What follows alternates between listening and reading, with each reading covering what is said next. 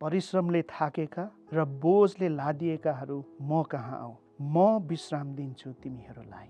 आज परमेश्वरको आह्वानमा उहाँले जान्नुहुन्छ तपाईँ र मलाई कि हामी थाकेका छौँ, बोझले लादिएका छौँ। परमेश्वरले जान्नुहुन्छ। आज परमेश्वरले कति मिठो प्रकारले भन्नुहुन्छ कि थाकेको अनि बोझले लादेकाहरू म कहाँ आउँछु, म विश्राम दिनेछु। आज प्रभु यीशुले भन्नुभएको यो वचनमा फिजिकल अथवा शारीरिक थकाइको कुरा होइन। सायदै तपाईँ र म पनि विभिन्न प्रकारले देख्छौँ होला, संसारको एउटा माहौल हेर्दाखेरि आज हामी थाकिरहेका छौँ।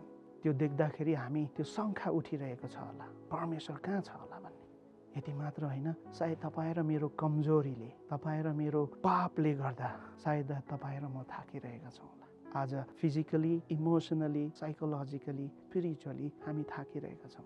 तर प्रभु परमेश्वर जो क्रुसमा मरे, जसले हामीलाई प्रेम के हो त भन्ने विषयलाई उहाँले छर्लङ्ग पारे, उही परमेश्वरले आज तपाईँ र मलाई आह्वान गर्छ, बोलाउनु हुँदैछ।